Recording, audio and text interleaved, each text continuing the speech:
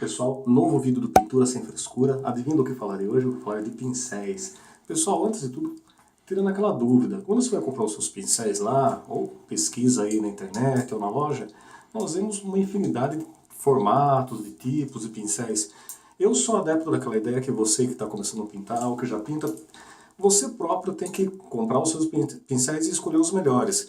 Às vezes compramos alguns pincéis que nunca usamos, tipo pincel leque. Eu tenho um aqui que nunca usei. E por falar, você tem que comprar todos os pincéis disponíveis no mercado. Pessoal, esqueçam isso daí. Os pincéis vocês vão comprar e ao longo do tempo irão descobrir quais são os melhores para o seu estilo de pintura, a sua técnica. Temos pincéis quadrados, pincéis redondos, pincéis mais finos, pincéis em leque e por aí vai. Mas eu hoje falarei sobre os pelos dos pincéis, mais específicos para pintura a óleo. O formato é uma coisa muito particular. Quando você estiver lá pintando com seu jogo de pincéis, você próprio descobrirá quais são aqueles que são mais adequados ao seu estilo de pintura e à sua técnica. Temos basicamente três tipos de pincéis na tinta óleo. Os pincéis macios, normalmente chamados de pincéis de pelo de Marta. Esses pincéis aqui têm como características, são feitos com cerdas extremamente finas e macias. São usados para detalhes normalmente, ou para você que não quer deixar marcas muito profundas na tinta que está sendo passada na tela. Só que são pincéis muito caros. Então o que acontece? Uma alternativa muito boa são os pincéis de orelha de boi.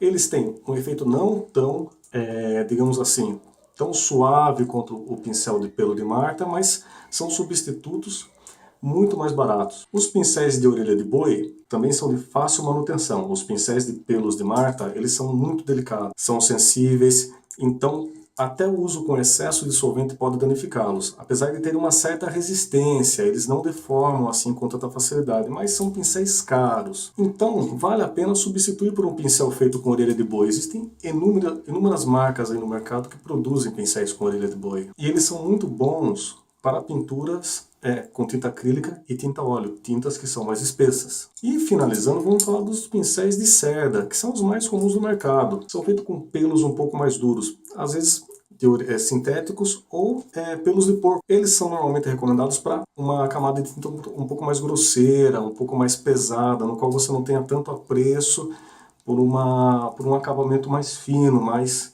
suave. Se você pinta de forma mais livre, aplicando a tinta com mais liberdade, os pincéis de cerda são muito bons e são muito resistentes também. Você pode limpá-los com um pouquinho de solvente e depois com um pouco de água e sabão. Outra dica importante, pelo menos eu sempre faço isso. Limpo os pincéis inicialmente com um solvente, pode ser a terebentina ou até a água Ras, e depois, quando eu não notar nenhum vestígio assim muito grande de tinta, eu limpo eles com água e sabão, esfrego bem, tirando todo e qualquer vestígio de tinta. E outra coisa, isso daí prolonga muito a vida útil do seu pincel. Então, pessoal, a dica que foi um pouquinho rápida hoje, falando o básico dos pelos de pincel. Eventualmente, em outros vídeos, eu pretendo falar um pouco mais dos formatos que existem aí de pincéis no mercado. Como eu havia dito, o pincel oval, o pincel em formato de leque, o pincel quadrado, os pincéis chatos e por aí vai. Pessoal, então, não se esqueçam de nos seguir nas redes, se inscrevam no canal, curtam aí o vídeo, comentem, mandem perguntas, críticas, pessoal. Pintura sem frescura aí para vocês.